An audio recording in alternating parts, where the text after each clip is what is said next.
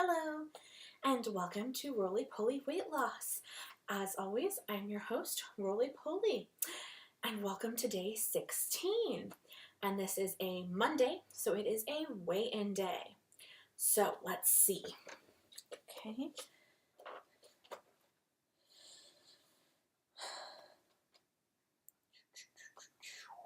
Okay, 268.8. That's down. That's still down. So I am very happy with that.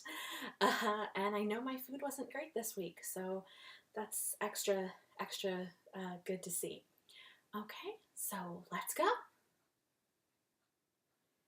Okay, let's get this set up. Okay, so this week is themed, but in 3 separate parts, and the theme is recovery. So not specific to injuries, but just to workouts in general. So if you are injured, the general advice is to follow RICE. Rest, ice, compress, and elevate. If you twist your wrist or hurt your knee or, break your toe, that's what you should do. But if you don't have an acute injury, you still might be sore or worn out after a workout. And as we covered before, a little bit of soreness is okay, even expected. But does that mean you just have to live with it? Or are there things like the cool down that we talked about that you can do to minimize the pain and damage or encourage healing? Yes and no. There are different opinions and methods, and we're going to look at some. So Very Well Fit has a great explanation of why we need recovery. Recovery after exercise is essential to muscle and tissue repair and strength building. This is even more critical after a heavy weight training session. A muscle needs anywhere from 24 to 48 hours to repair and rebuild, and working it again too soon simply leads to tissue breakdown instead of building. Okay? So we don't want to break it down more. We want to build it back up. The Telegraph goes into even more detail. Exercise hurts your body, prompting a reaction. When you go for a run, lift weights, or play football, any discomfort is like a clarion call to the body, telling it that it needs to be better equipped to deal with the situation. The response? It becomes stronger, bigger, or more efficient. That's why we exercise. This process is natural and normal, but it's easy to disrupt it with too much exercise. We constantly walk a tightrope between adequate stimulation, leading to progression, and a lack of recovery, which can lead to overtraining. Okay, my water went off.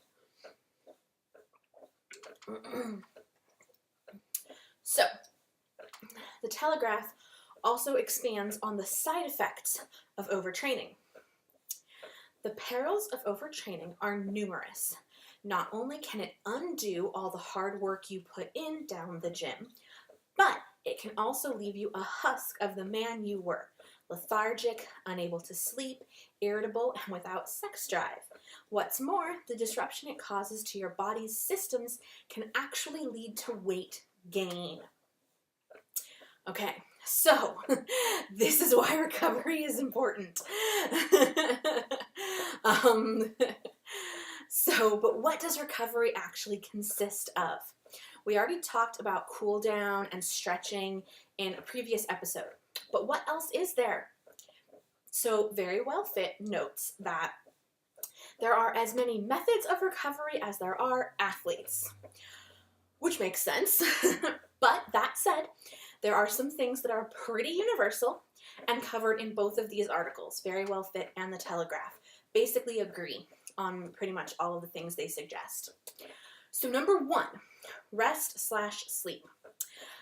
These are technically separate things, but I'm going to lump them together, and you'll see why. So sleep just makes sense. We've talked about it before, and the detrimental effects that a sleep debt can have on your body. Plus, there are all the good things that sleep does for your body. Specific to recovery, Verywell Fit notes, during sleep, your body produces growth hormone, which is largely responsible for tissue growth and repair. So we knew that it produces growth hormone and that can affect you, and that's why sleep is important, but it's also part of recovery. So rest is similar, but it doesn't have to happen in bed. So going back to that first episode, your muscles need time to rebuild. Resting, not immediately working them out again in the same 48 hours, is anywhere from helpful to essential for that repair. And so essential that Verywell Fit has a whole second article just on taking rest, okay? And they note, rest days are critical to sports performance for a variety of reasons. Some are physiological and some are psychological. Rest is physically necessary so that the muscles can repair, rebuild, and strengthen. For recreational athletes, building in rest days can help maintain a better balance between home, work, and fitness goals. In the worst case scenario, too few rest and recovery days can lead to overtraining syndrome, a difficult condition to recover from. Now we've all heard the word overtraining. We used it earlier in this episode, but I didn't realize before this that it was an actual syndrome. Okay, it's actually a lot more serious than you think. It's not just, oh, I overdid it today. So, according to a study published in Sports Health and archived in the National Library of Medicine, there are basically 3 stages. Overreaching, which is basically in a short-term setting. Overreaching regularly, which can take weeks to months to recover from. And finally, overtraining syndrome.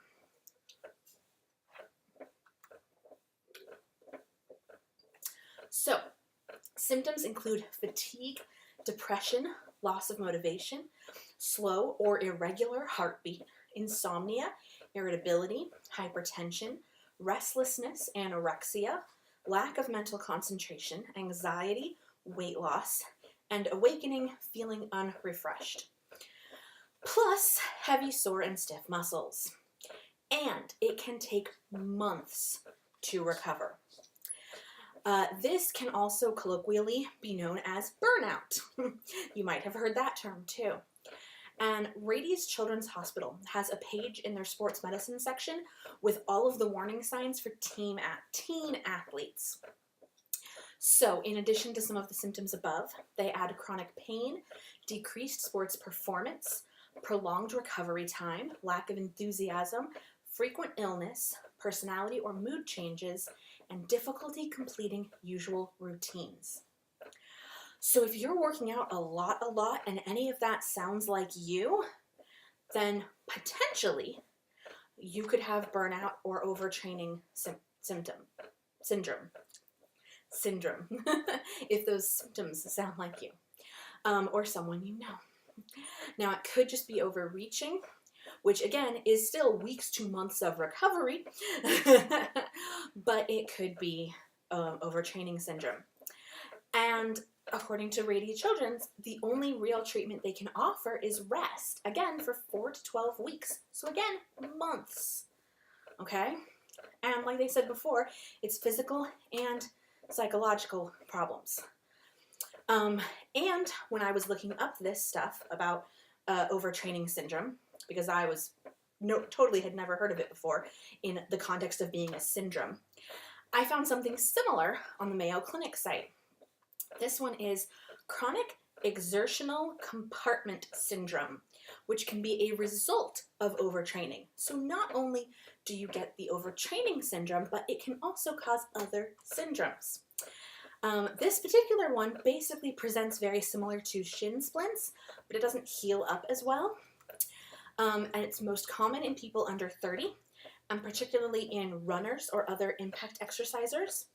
And the symptoms are recurring unusual pain, swelling, weakness, loss of sensation or soreness while exercising or practicing sports activities. And with this one, if you just rest it a bit, but then go back to your overtraining, the pain will come right back. So again, super long recovery time. And this one can even involve surgery. So it isn't just that overtraining can lead to capital O, overtraining syndrome, but overtraining syndrome can lead to other issues, sometimes even involving surgery. So, and there are plenty of other injuries and conditions that can come from overtraining, like shin splints that we mentioned before, stress fractures, repetitive stress injuries. So this is seriously a big deal, and this is why rest is so important. Not just any given day, but also over the long term as part of your schedule. And it turns out, rest doesn't just mean the day of a hard workout, like go work out for an hour, really hardcore, and then come home and don't then go for a run. That isn't all we mean by rest. Okay, and it isn't just having a rest day once a week, right, where you don't work out or something, although those are important.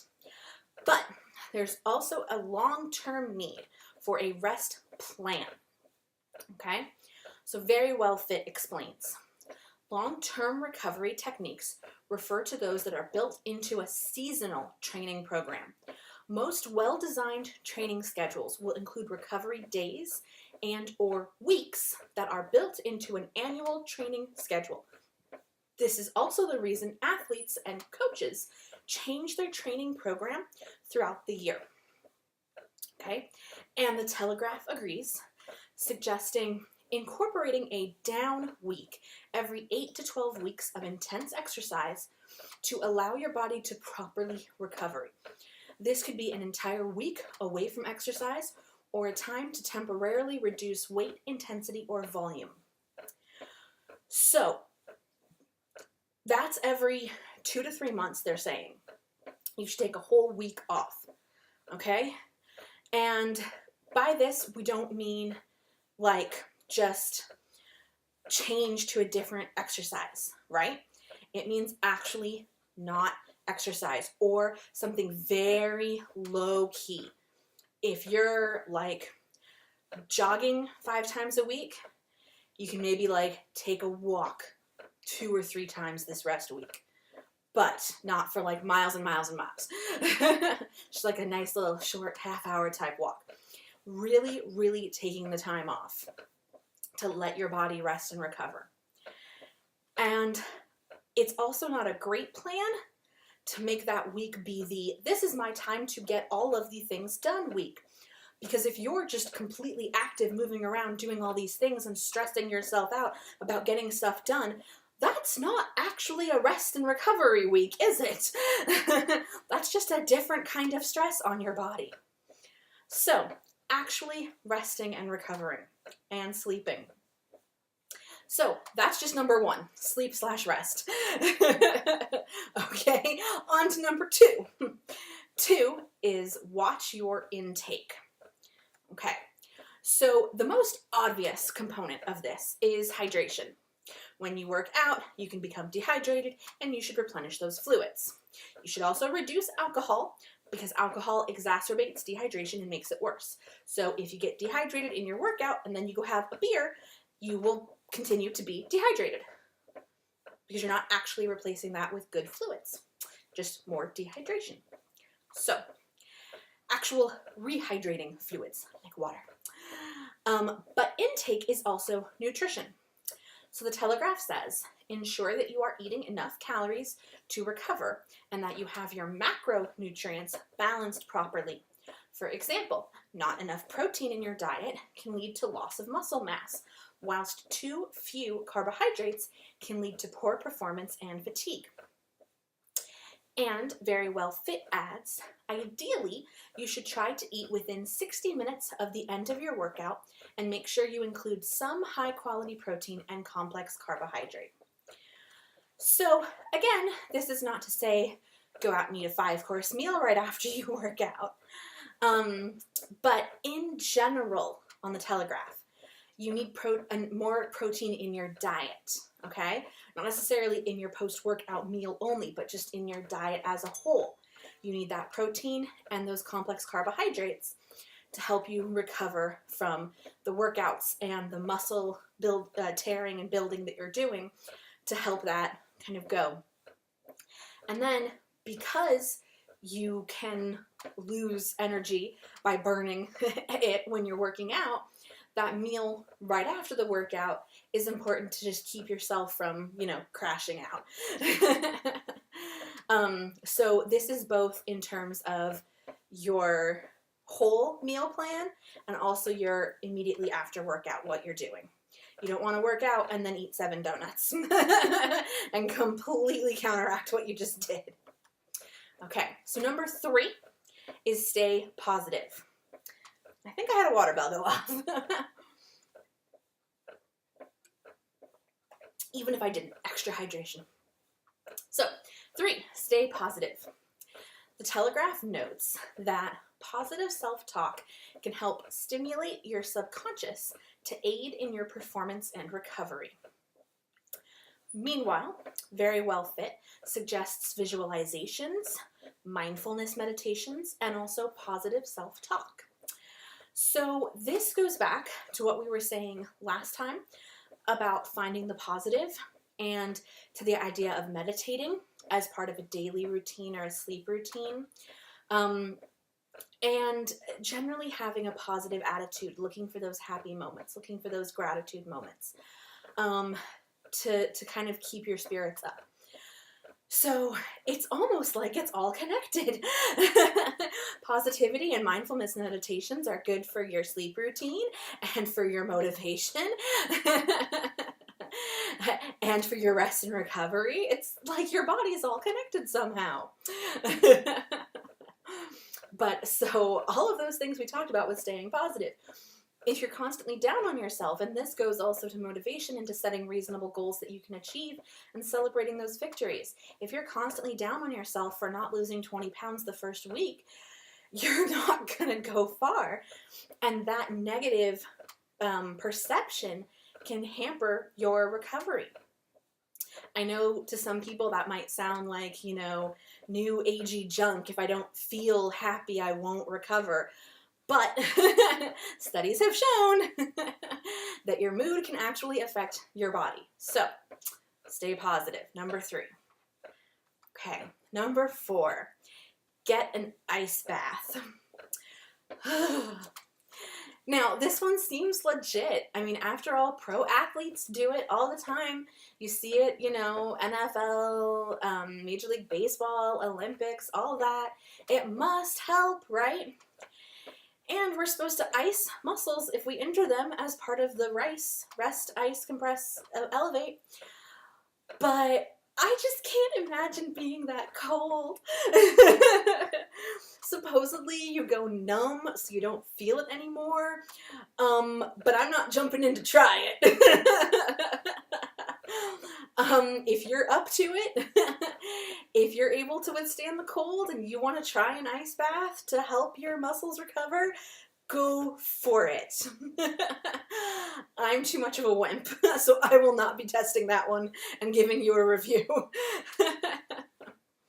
Now, as an alternative, both Very Well Fit and the Telegraph note that water contrast therapy can have the same effects. And that is basically jumping your shower between the hot and the cold nozzles every minute.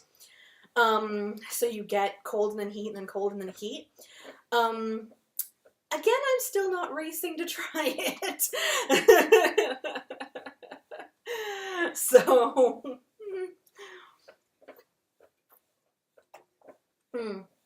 some people also will swear by a hot shower or a hot bath instead, which I find much more appealing.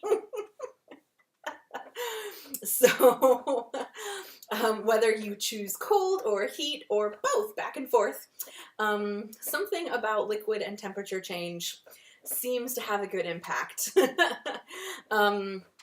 Again, I think this one needs a little bit more research by people who are not me to get in the ice. So, but that brings us to number 5, which is massage, which sounds so much more better than an ice bath.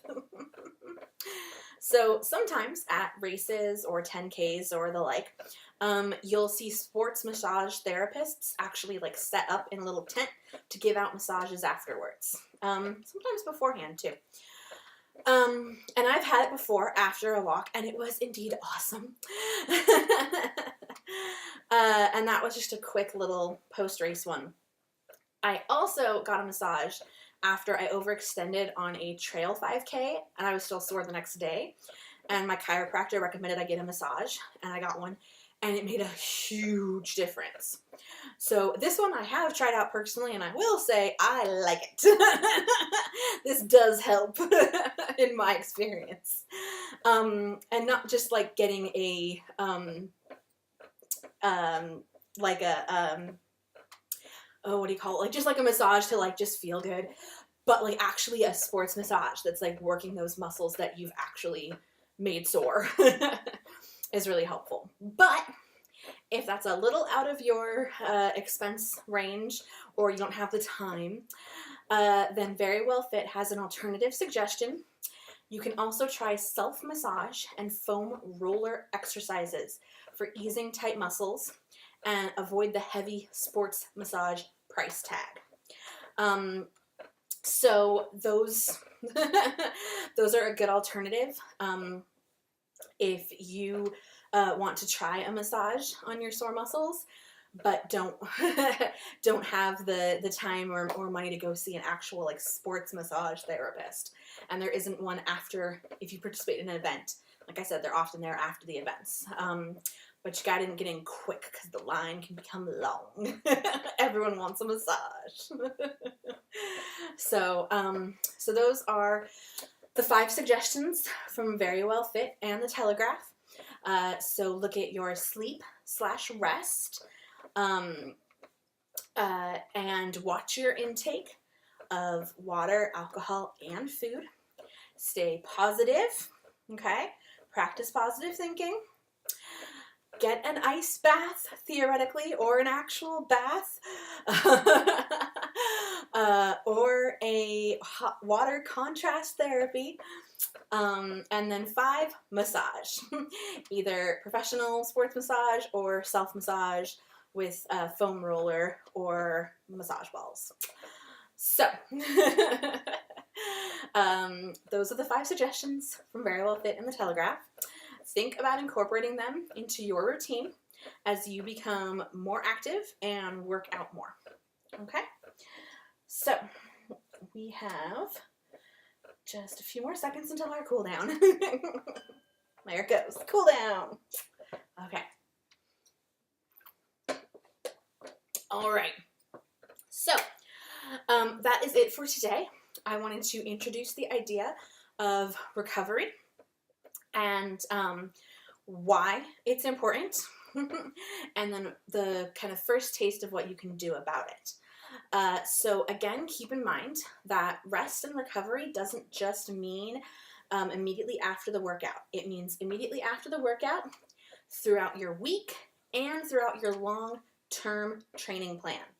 So again, looking at that seasonal or every couple months, making changes, taking a break, taking a day off every week, taking the time off immediately after you work out.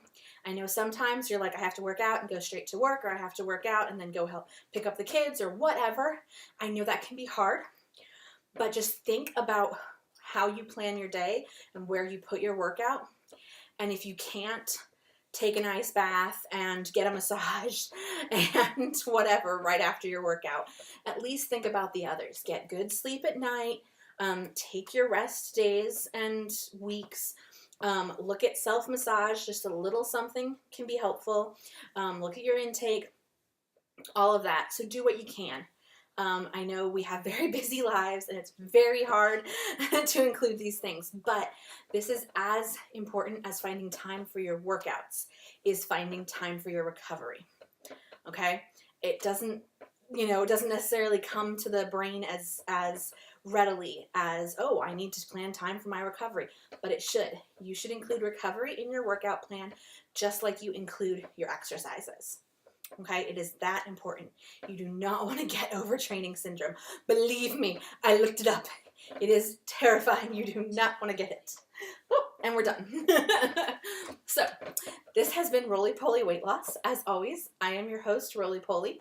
Please share your rest and recovery tips and tricks with the hashtag rest and recovery. And don't let anyone tell you that you're a wimp for resting or that you shouldn't need to recover. They are wrong. You do need to recover. It's not wimpy. All the pros do it too. Okay, and please join me next time.